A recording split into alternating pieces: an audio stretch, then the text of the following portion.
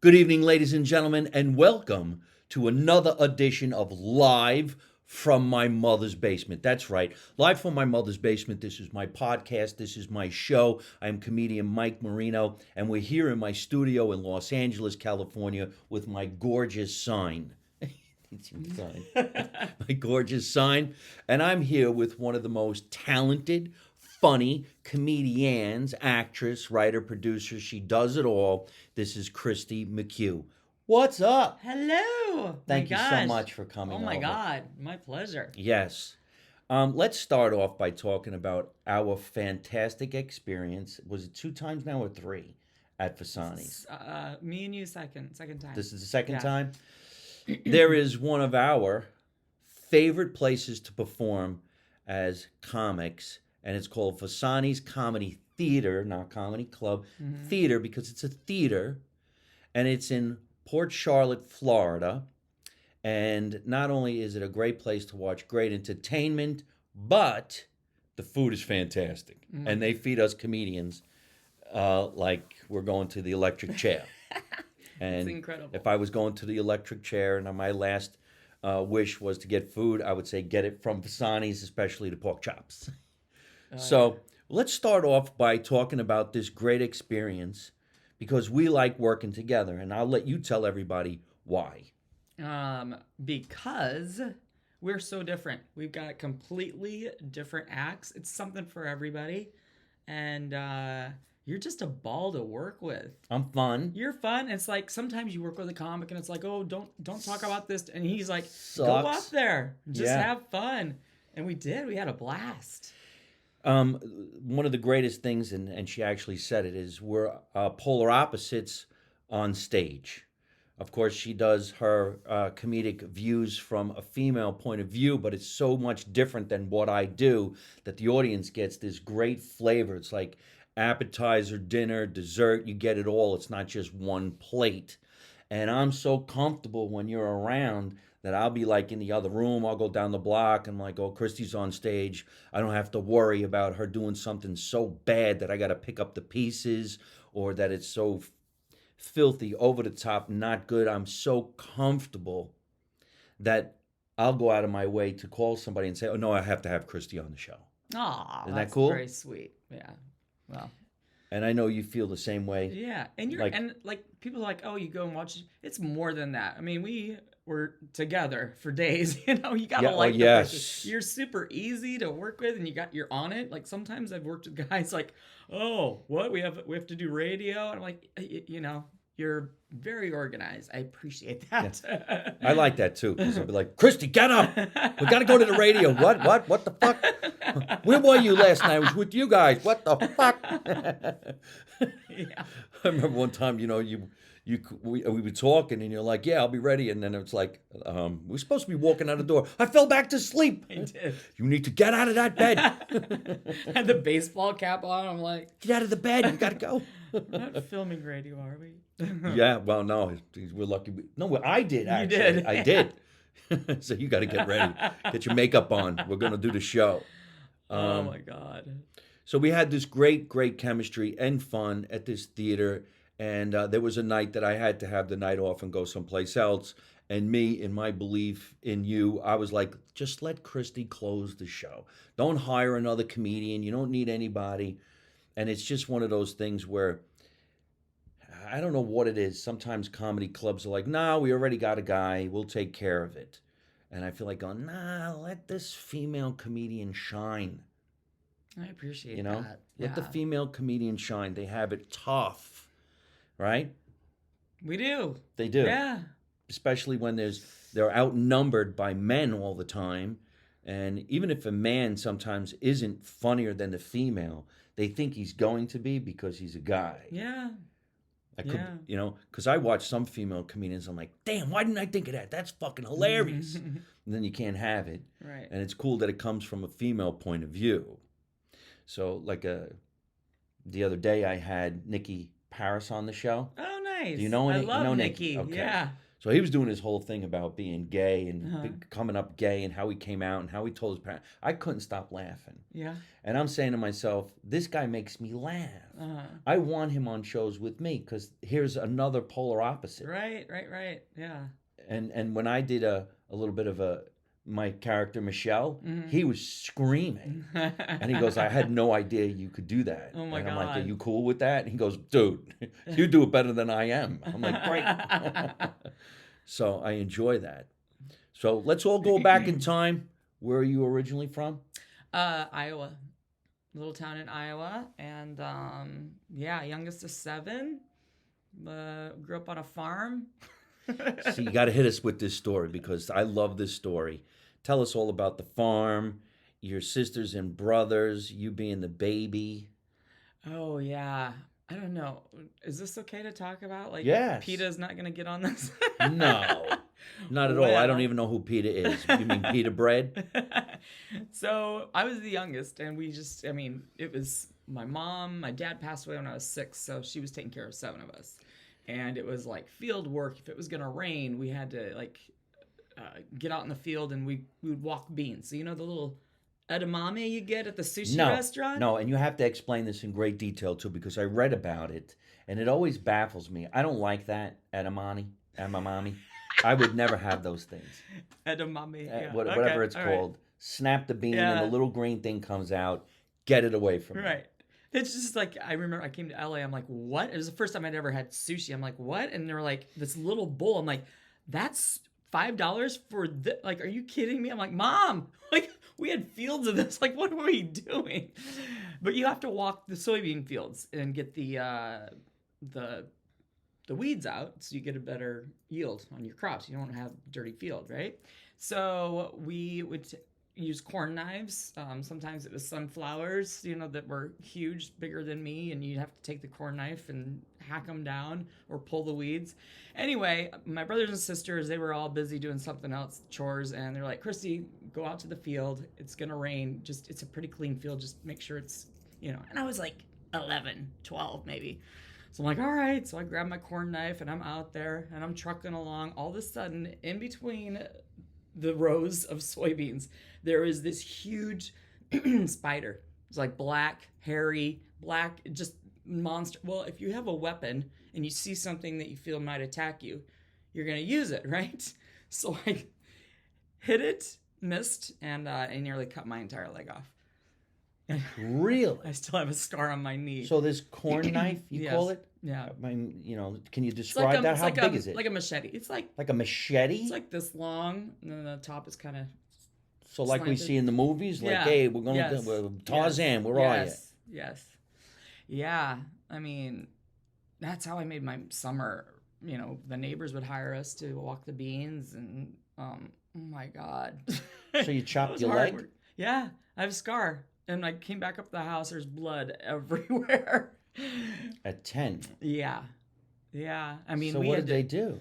They just were like, "Oh, get a Band-Aid or something." They didn't. Did you ever see the movie Overboard?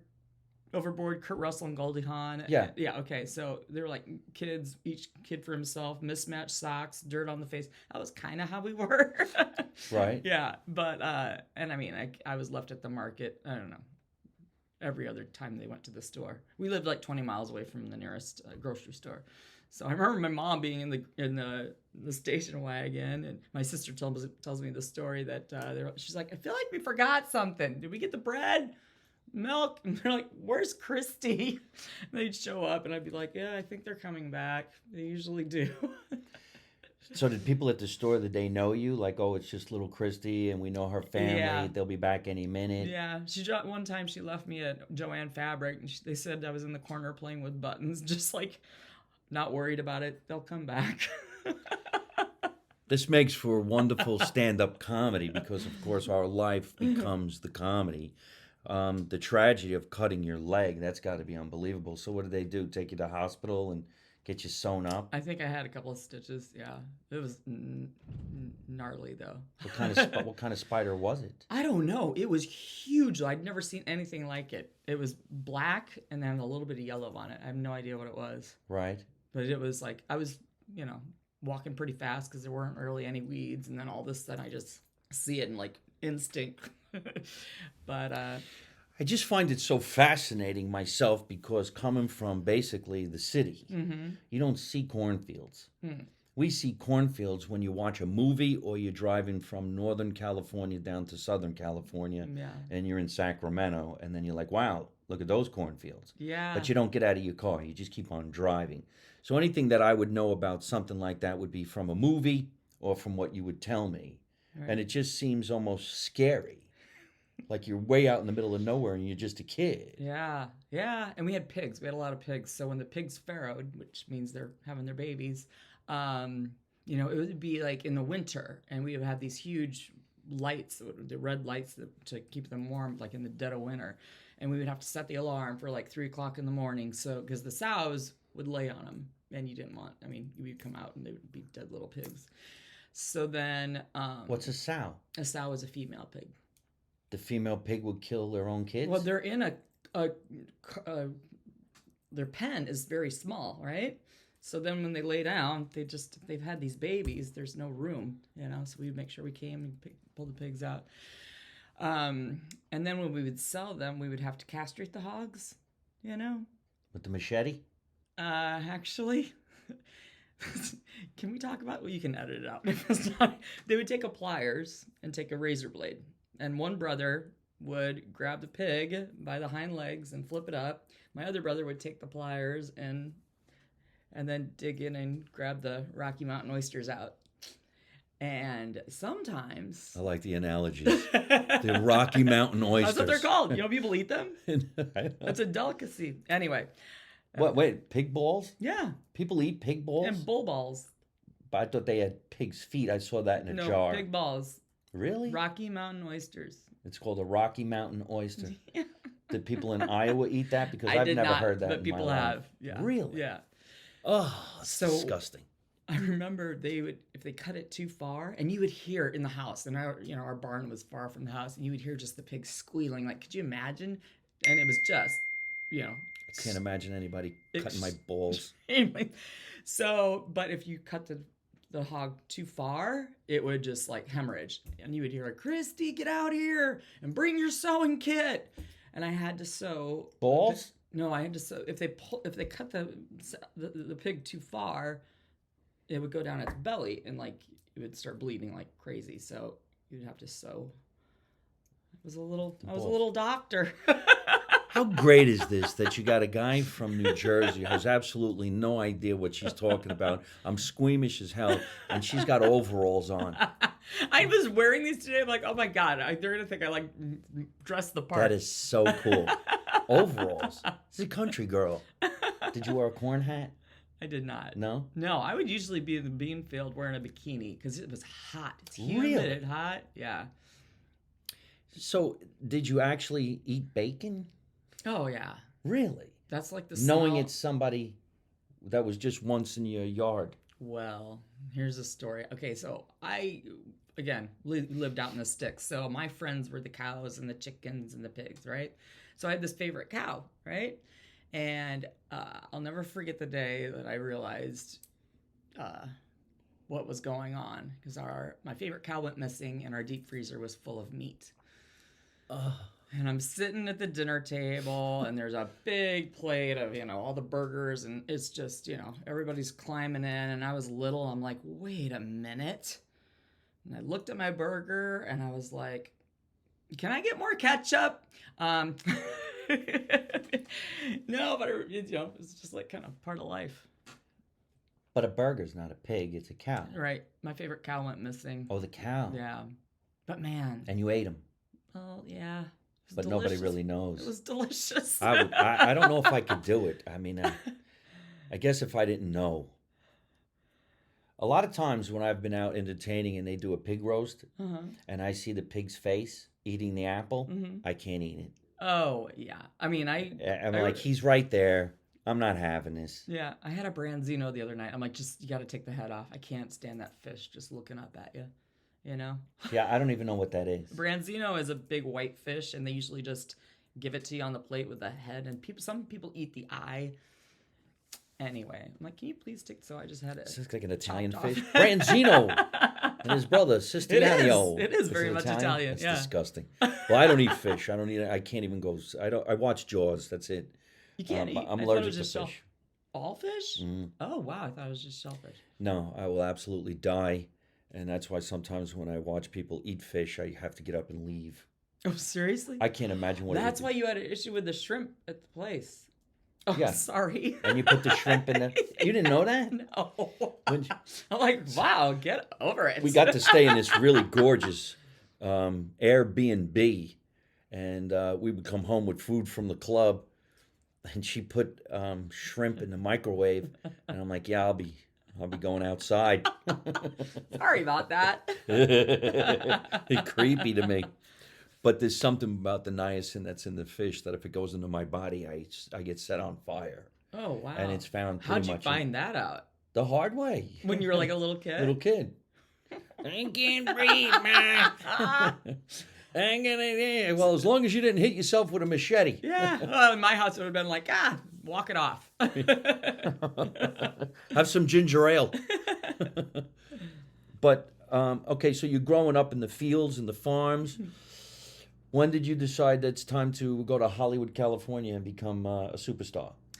Well, I was going to go to law school. I was going to school in Omaha, Nebraska, and I was waitressing at this hotel while I was going to school, and there was a whole movie crew there, and they'd stay, they were living there for months when they were shooting the film, and I got to know them. I'm like, wow, yeah, I got 3 months off before I go to law school. And they're like, why don't you've never been in, I was always asking them questions about California. And I'm like, I don't know if I go to New York or LA. And they're like, why don't you come out to LA, stay for a couple months, no strings attached. They were shooting something in Moab, Utah.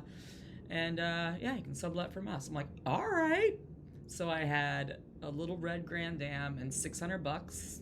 I never got any credit cards because I was raised like, if you can't pay for it now, how do you know you can later? You don't take credit cards. Right.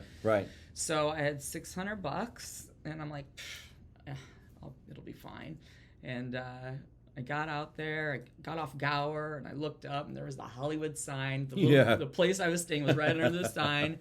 And they're like, the guy left signs. He's like, don't drink the water. I'm like, you got to buy water? I grew up like that rusty water out of the garden hose. Oh yeah, I'm like that rust, Mm-hmm.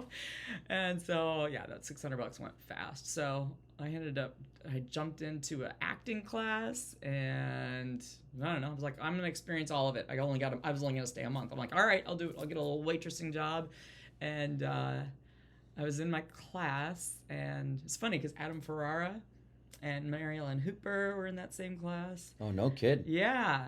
And it was Stephen Book. Anyway, he lived in... So anyway, this guy said to me, would you go and do an audition at the Ice House with me? I'm like, I'm not a comedian. He's like, you're the funniest person, because they have little subclasses. He's like, you're the funniest person here. Just come with me. I'll write 3 minutes for you. That's all it is. It's at the Ice House, the annex. So I went, and I think it's because I didn't care. You know how you perform better when you're not caring? Yes. And I remember there was a main room at the Ice House and the little annex, and sometimes the headliners or the other acts will come in and do a little time, in the small room between shows. And it was Richard Lewis, and he came in, and he stood in the back, and he watched me. He's like, I don't know who you are, but you got to keep with that. I was like, really? wow. Yeah.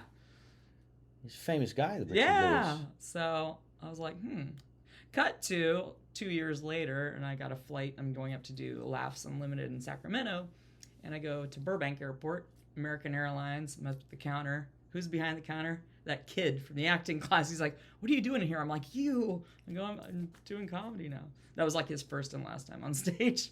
No shit. Yeah. Is that such a great story? Yeah. And just to rewind, Adam Ferrara is a very well-known comedian. He's doing fantastic stuff. Richard Lewis was extremely famous, and he's still famous if he's not retired because he's a little older.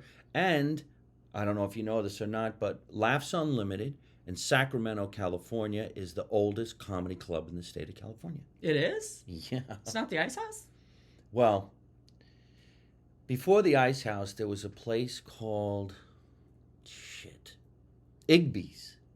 Igby's. On Pico. Yes, that was the original comedy club, I think, before the Comedy Store. Oh, I played there once, and then it closed. But I didn't play there. I was at an open mic. But the Sacramento Laughs Unlimited Comedy Club, said to be the oldest. Wow. Beats the I didn't know that. the Ice House. Huh. But Igby's was older, but Igby's didn't continue. Then you probably know Charlie Marco. No, I don't know who that is. He used to host at Igby's. You'd always talk about Igby's. He was the... No. Yeah, anyway. I wasn't really into stand-up comedy when I went to Igby's. I was probably like 25 years old. This is a long, long time ago. And then there was 3 different owners of the Laughs Unlimited Comedy Club, and I didn't get to work for the original owner. I don't think I got to work for the next guy. Then the next guy I did, and now I go work with Jennifer all the time. Nice. Canfield. Jennifer, yeah. Jennifer, I want to come back. She worked there for many years as their accountant. Now she owns it. Oh, I didn't know that. Yeah, Good she for owns her. it. Yeah, she's a hustler. Yeah, I love it. One of the greatest places to perform to, ladies and gentlemen, because Old Town Sacramento is a historical landmark. Oh my God, I love that. They even have Civil War reenactments. People walk around like they're back in the day with muskets and stupid weird hats. Cobblestone. And, I love that. Yeah. One of the greatest times to perform up there actually is at Christmas, because they decorate those antique trains like the Polar Express. And there's a tree in the middle of the square, and they got, what's it kind of boat? Paddle boat? Riverboats. And it's just, we used to stay on the riverboat. Oh, fun. And they're haunted. Oh, I love it. Petrifying. And just a great place. And this is where you should be headlining, actually. Don't go up there as a feature anymore. Okay. I think. All right. You know, sometimes you got to twist people's, what do you call it? Knickers? No, balls. Twist people's balls? No, the balls that you said. Oh, the before. Rocky Mountain oysters. Sometimes you gotta twist somebody's Rocky Mountain oyster, so that that could be a very, very funny bit. One of these days in the future, I might be on television and I'll be like this. So he kicked him right in the Rocky Mountain oysters, and she's gonna be going, "He took my fucking joke. He took my joke." I didn't know it was a joke. I thought it was Rocky Mountain oysters. It's such a funny thing. You should put that in your act. So that was what That's bit funny. you into the stand-up. Yeah, I had fun, and Richard Lewis, and they're like, oh my God. So then, I started actually waitressing at the Ice House then. Oh, is that right? Yeah, and I was Susie Cocktail there for a couple of years, and just, even like by osmosis, you learn timing and just, and it was so interesting, like comics coming into the green room. And I'm like, you just had a really good set. And they were just angry and upset about this and that. I'm like, wow, what a, it's just amazing how, like, they'll have maybe a offset, but they did everything verbatim, the same stuff. The second show, completely different crowd, and it takes a left turn. Like, Yeah. I think that's what makes us crazy. It's pretty amazing now that I've been doing this podcast, the different views on all the comedians, and then the same identical views. Because we are all the same, I believe, in I just want to do something fantastic. And if it's not 100%, but the audience thinks it was, you still go and beat yourself up. Fuck, man. I can't believe it. Yeah. Why did that person get up at that particular moment? I can't believe that person talked to me. I didn't sell anything. And the waitress spilled a drink right in the middle of my best routine. Problem is, you probably just blew the room away, and nobody notices anything. You're just a comedian who bashed the shit out of yourself. And then you might look at somebody else and go, how come that person's doing that and I'm not? Oh, And the bottom line is you were doing it already. Yeah.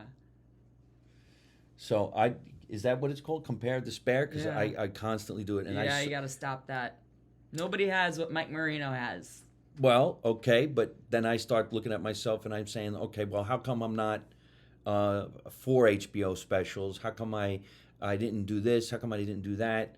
And then I see people call me and go, well, I've never done that. Can you help me get that? So sometimes you can, sometimes you can't. Sometimes you don't want to do it because it bites you in the ass. Right. You ever held somebody and it bites you in the ass? Oh, yeah.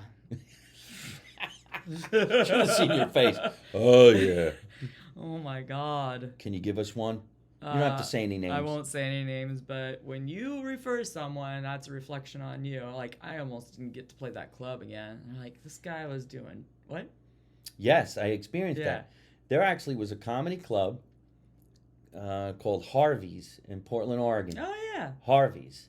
And to get into the club, you had to have 2 recommendations.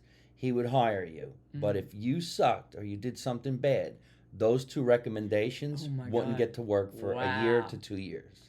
Whew, that's hard. So that would stop them from recommending. Uh-huh. And I remember then it was my turn to recommend somebody, and I'm like,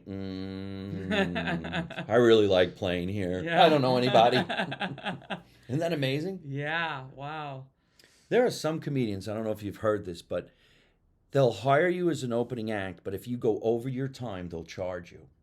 Oh, I can see that in casinos. 'Cause Yes. the club gets in trouble then because they don't want you to go to your little joke show. They want to make sure you're back out at the tables. No matter how great you're doing, they want you to shut up Mhm. so that people will leave the showroom and go spend some money. And I know some comedians, they would say, yeah, you can open for me. If you do 5 minutes, we're great. If you do 6 minutes, you owe me $100. 7 minutes, you owe me $200. 8 minutes. So keep on doing what you think is great, and you're going to pay me. Mm-hmm. And I get that, especially when you got the clock right in front of you telling Yeah. you, dumbass, Uh-huh. got to go. Yeah. So tell us the story about a recommendation and it went sour. He just was, oh my God, just doing drugs. Like, don't go out with the waitresses. Then the waitress missed her shift the next night. I'm like, oh my God. They're like, who is this person? They're like, and I couldn't, I mean, they were very cold towards me for a while and then absolutely couldn't refer anybody, you know? But Do yeah. you feel the competition amongst female comedians is very, I don't know, what the word would be, like, you just don't like each other, or did, you know? I probably can count on one hand the amount of female comedians who really support. I mean, even there's this woman she's older and she's crushing it now, but she's just like, why would you, like, we're all in this together.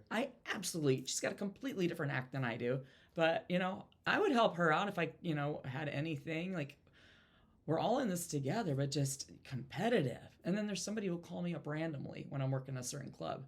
Hey, how are you? Hey, you know, like, so I'll purposely say, "Oh, how was your Christmas?" I won't even talk about comedy, and that conversation's over. I'm like, Yeah. don't bullshit me, you know? Like, come on. And guys, I don't know. I feel like I have more comic friends. I mean, well, they're just by numbers, there are more male comedians, but I don't know. There's no. Well, I would just totally- assume some female comedians could be really catty towards each other. Oh yeah, 100%. Yeah. Yeah. And, you know, she's working with that guy because, you know, Oh, stupid yeah. shit like that. And I'm never about that. I'm very private about my personal life. I don't want nobody Me knowing too. anything about who I am Yeah. in the personal world. That's it. You're not going to know. Have an assumption. But you know how I am when I'm with Mm-hmm. a female comedian. Hey, you know, Yeah. this is my sister. Nobody's fucking around with anybody. You know what Jerry Seinfeld said in the movie Comedian is, wait, was it Comedian? Now I'm wondering who it was. But he said, you give them whatever you choose. The rest, save it for the people who count. Like, you know, personal stuff. Right. I was like, that's such a... It wasn't Jerry Seinfeld. I forget who it was. But it was like, I think it was David Brenner who said it. He's like, you don't have to tell them, no, that's your stuff. You give them what you allow. But they always want more, you know? Yeah. Yeah. Every time I book a gig and it goes up on the internet, I get a phone call from another comedian. Mike, how you been? What's going on? I'm like, nah, it's already booked. Yeah. I understand it. I guess everybody's got to have their hustle. But sometimes it gets a little exhausting, Yeah. especially when it comes from the same comedian all the time. Mm-hmm. It's like, hey, man, you're going to have to throw back. Get me a gig. Tell me about something that I don't already know. What do you got? Yeah. What do you got? And then, I mean, don't you feel like there's a certain comedian that I work with, and he's like, oh, yeah, I can get you that information as soon as you get me this information.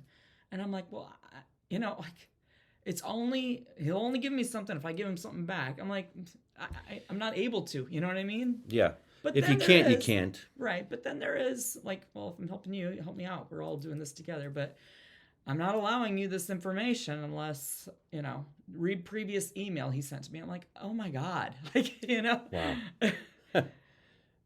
It's a crazy business. It is. But you're kicking ass. So you're in California. How long you're out here now? Oh my God. 15, 18 years. I was in New York for a while, and I come back here, in New York, back here. But this was your first place to come to pursue your career? And then you went to New York? Yeah. A lot of people go to New York first. Yeah, I wanted to go to New York first, but the film crew, I'm like, well, okay. I would assume coming from Iowa, New York would be scary as shit as opposed to California. I wanted all of it. I just loved the city. I mean, I left my high school graduation party before the cake was cut. Sophomore in college, I come home. My mom goes, you want to check the third drawer down in the filing cabinet? I had $300 in checks and stuff.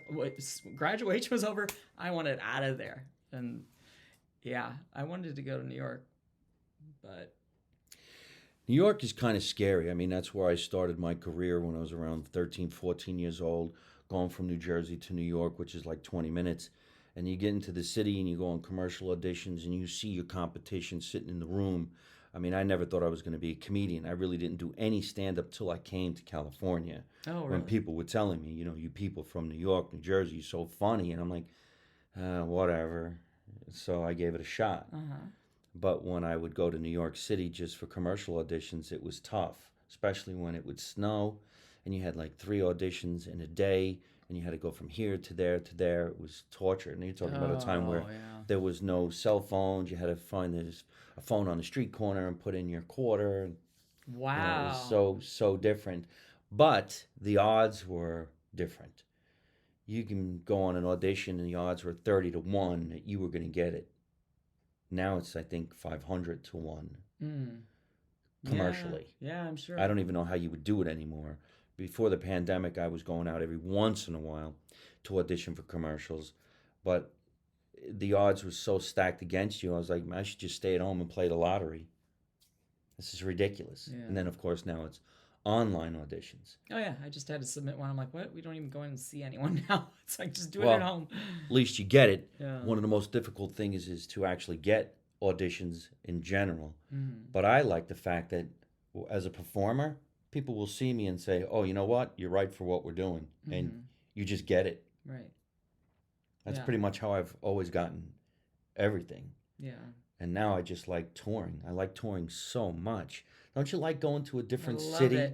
love it. And you're like, well, look at what I get to experience. And when it's over, you can go home, or you can go to the next one, or you can keep on going. Look at what we get to see and do. Yeah. I mean, we were just in Florida having a blast. Yeah. The weather was nice every day. You got a haircut? I got a free haircut and a shave. Great. That was great. And then free lunch. Yeah. Oh my God. Yeah, the people you meet. My goodness. Because we meet some really super cool people and are like, hey, why don't you come over and we'll show you our lives. And then you become entwined in their lives. Because in a little way, they're hanging around with some stars. Mm-hmm.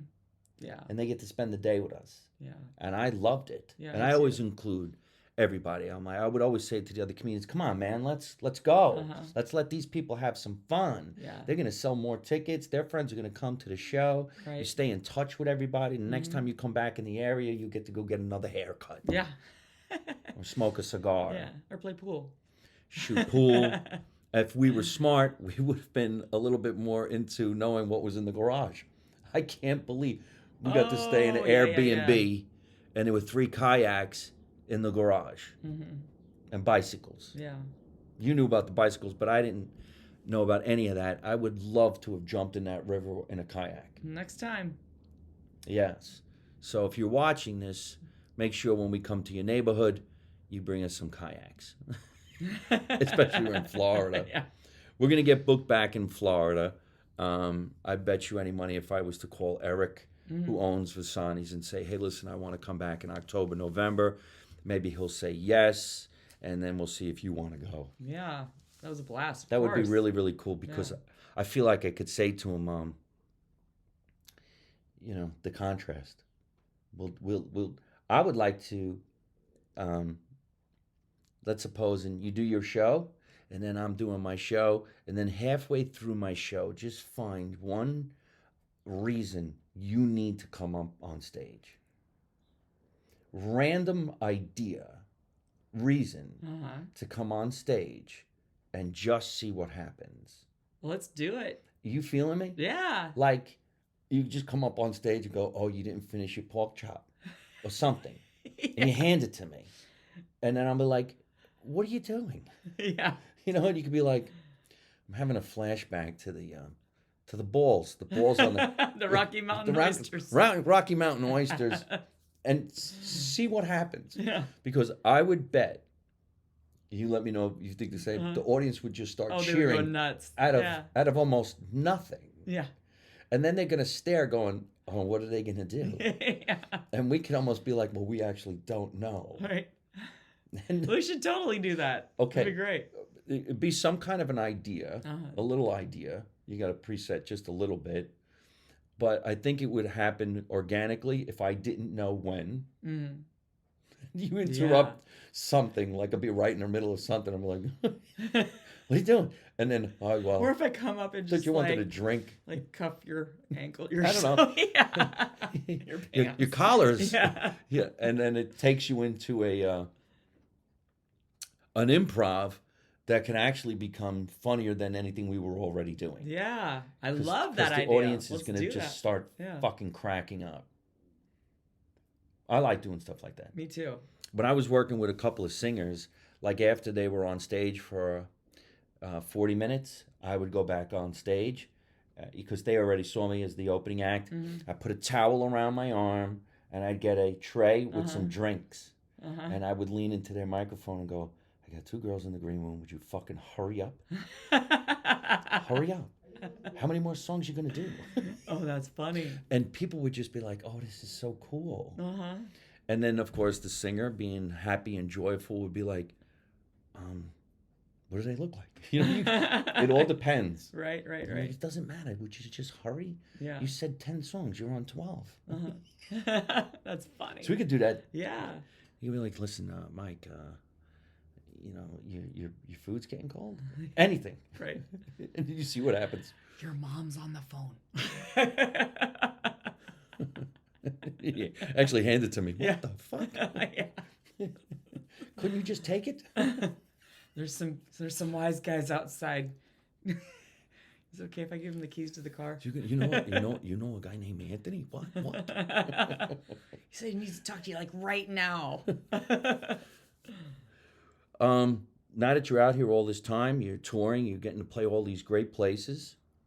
What's in the future? Where are you going? What are you doing? I will be in Reno at the Laugh Factory just after Valentine's Day.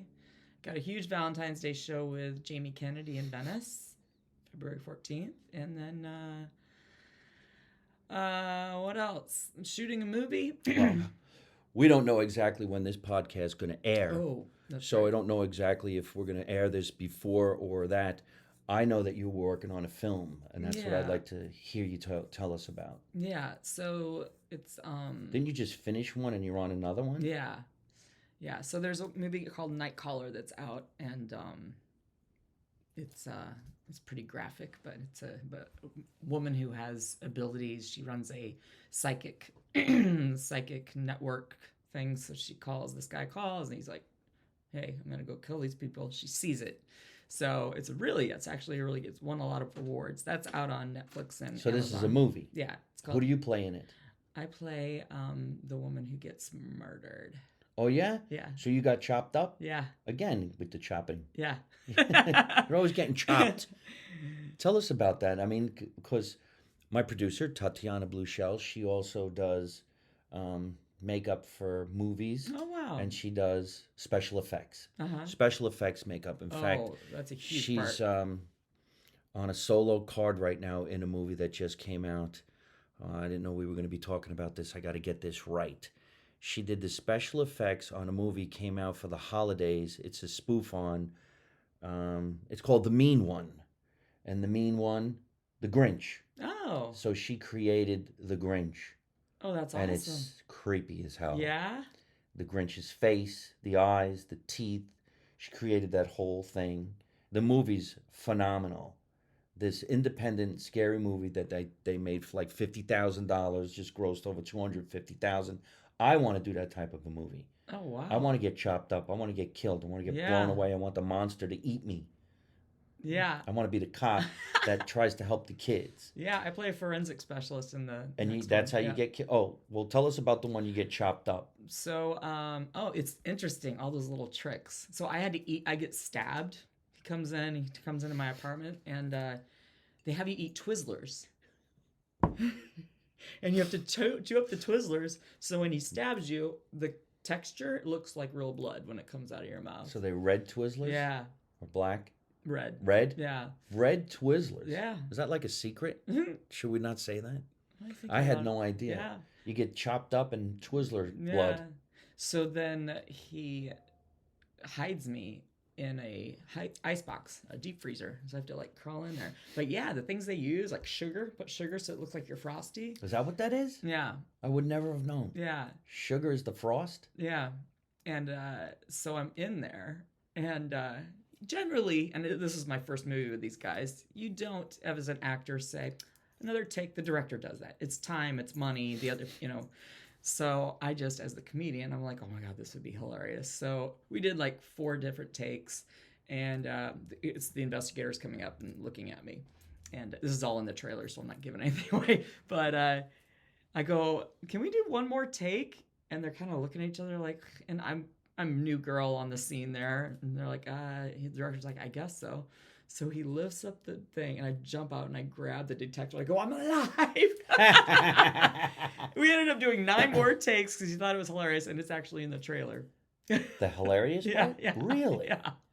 How did they fit it in? How does it join the movie? The fact that it's so it didn't need to fit in. That was like the part that was hysterical out of the trailer. It didn't need to fit in. Well, is it a comedy? No. No. No. It's a serious murder. Yeah. How'd you get the project? I knew a guy who he was an acting coach, and he was actually a friend of a neighbor, and he plays chess down on Main Street in Santa Monica, and he's like, you'd be perfect for this part. So I'm like, all right. So I haven't had to I'm like you, I didn't have to audition for a couple of different things. It's the way this all happens. Yeah. But that's great. So now Yeah. you're in this movie, Mm-hmm. and when are we going to see it? Is it out? It's Will out it be right now. It is. Netflix and Amazon. I think it's on Tubi now too. What's it called? Nightcaller. Nightcaller. Wasn't Nightcaller a TV series at one time? Nightcrawler. Nightcrawler? With Jake Gyllenhaal. Wasn't that a movie? I don't know. Yeah. It's funny. Because whenever I give that as my credit, people get on stage and go, Nightcaller. she's a Nightcrawler. I'm like, no. The Nightcaller. Nightcaller. Nightcaller. That's cool. Any Yeah. stars in it? No, but the next one I did was with Jake Busey. Actually, I did 2 with him. Pig Killer, which, oh my God. This is based on a true story. The guy in Canada who had the pig farm and murdered 50 women. Well, 49. The 50th one got away, and that's why he got caught. The guy you is still in serious? prison. He's about to get out. For what? Why would anybody get out? I don't know, but yeah, he Rewind. You Okay. said Jake Busey? plays this guy, This is Gary Busey's brother? son. Really? Yeah, Holy shit, is he Yeah. nuts like Gary? he's crazy. He He's is. really funny. I didn't even know Gary Busey had kids. You all know Gary Oh, yeah. Busey Yeah, in a lot of movies. He's in. Jake's in a lot of stuff. He's very, very funny. So Jake Busey, Mhm. okay. So he plays this pig farmer who's like has this pet pig, and the pet pig comes and watches him. Kill women. He kills. This is a crazy story. This guy was killing all these women, raping them, and then killing them, and then he would feed. They found like the remains of these women in the pig slop pen, whatever. The guy had such a huge pig farm. He's like, I don't know, very wealthy. He and his brother, that he would sell the meat to the local place. So all these people were pissed because there was like human remains in the meat that they were buying. That means the people who ate the meat ate people. They were cannibals, and Yes. they didn't even know it. That's disgusting. So Could you imagine? How do you even live that down? Yeah. Did this take place in Iowa? Canada. Canada. Yeah. Oh my I God. played a nurse when the last one she got away, and that's how he got caught. When she came into the hospital, I played the nurse. So you didn't play one of the girls that got eaten? I did not. No. And then the next one, which is a sequel to, it's called Scalper, sequel to Nightcaller. I play a forensic specialist. They're like, we can have you on it, but you did die during the first one, so they had to. Maybe a dream Disguised me. sequence. Yeah. Oh, they disguised you. Yeah. Oh, no kidding. Yeah. Check you out. You get a lot of work. Well, You working at these work hard are and these don't be a shitty are person. these Screen Actors Guild movies or? Yeah. So you get some nice residuals. You Yeah. get some credits. You show these people that you got acting chops, like we talked about in the beginning of the show, and then at night you go out and do stand up. Mm-hmm. Isn't it fun to tell the have a cast, pretty "Hey, you good want to life." come out and see what we do at night?" Yeah. I did. Yeah, they do come out quite often. They came out to a couple of my shows. It's amazing that you say we have a pretty good life, because sometimes we second guess what we do.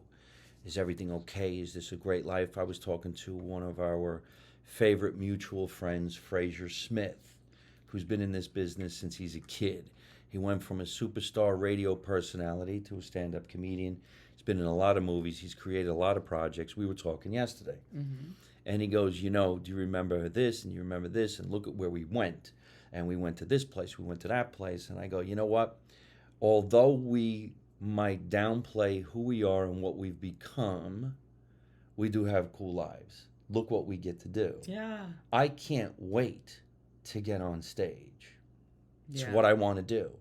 So does that mean I can't wait to go to work? Mm-hmm. Whereas other people, oh, fuck, I can't believe I got to go to work. Yeah. But you say to yourself, I want to go. Mm-hmm. It's the torture of getting work that makes us say this business is fucked up. Yeah. But when you have the work, you ever sit in the room and go, oh, I can't wait to go on. This is going to be great. Yeah. Yeah. The greatest feeling after that is knowing that the act on stage is going to do great. So while I'm in the other room eating, I don't have to panic. I could just go, keep going. I'm right in the middle of eating. And you feel great. So then you get on stage. Yeah. And you have the look of, step back. Yeah. I'm going to fuck this place up. Mm-hmm. It's going to be easy.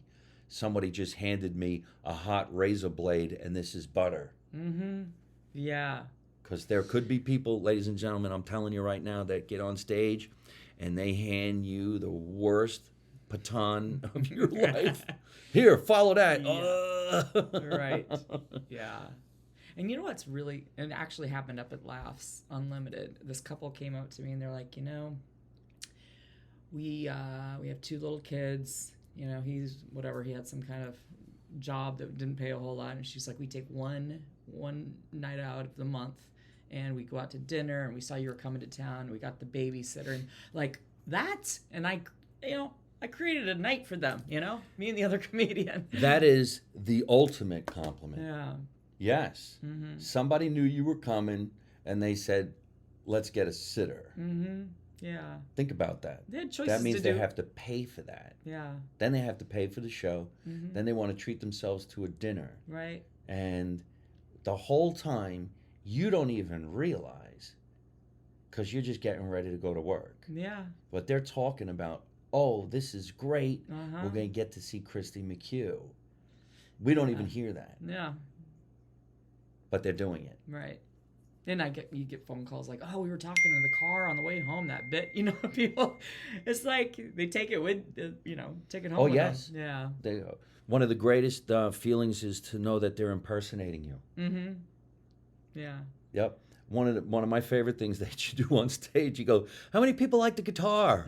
Yeah, well, I play the harmonica. I'm like, this girl's going to play the fucking harmonica. Where'd you even get the choice? Where was the harmonica? Was it, and why do you play the harmonica? Is it just a goof, or did you play when you were younger? Are you really a harmonica player? I was working in Reno, and they have this huge house where like Aerosmith and all these crazy bands would go and they would record. It's a recording studio, but it's in this old big house. And I was working at the Laugh Factory, and this guy goes, he was in a band. He's like, do you want to go see something really cool? I'm like, sure. He's like, nobody gets access. So we went in and like went down into the basement, and all these guitars from all these famous people, Led Zeppelin, like all these different artists. And he's like, they actually have a little shop upstairs. I'm like, they do? And so I'm like, oh, I've always wanted to play the harmonica. He's like, I'm going to get you one. So I took it on stage that night. Like, who likes a harmonica? I'm like, well, I just got it today, so you'll have to come back when I can learn how to play it. But yeah, I was like, you don't have to pack up a guitar to carry on the plane. I'm like, this is perfect. How many songs do you know how to play? I know a few little Beatles songs, but generally it's like my spoofy thing that I do on stories. So did you teach yourself how to play? Mm-hmm. Yeah. Because I know when you play the harmonica, it's your tongue that's going around and making the sound and Yeah. I don't want to give away her act because you're all going to go watch on the internet so you could see it. But she plays the harmonica in a specific bit that talks about her family. She brings back the beginning, the middle, and the end. And all of a sudden we see the family and, you know, the family that she talks about in Iowa, the 7 kids. And it's hilarious. And I won't say your closing bit, but that kills me every single time. I actually, because then I'm waiting. Yeah. I'm sitting there and I'm going, here she comes. Here it comes. And I look at the audience. I'm like, which one of these people is going to go, oh! It's always that one. There was like that, what is it, our Thursday night show? And there was this one guy, could not get that last. He was howling. I'm like, hello, finally got him. There's always that one person. It's dynamite, so. Fun. Oh, man.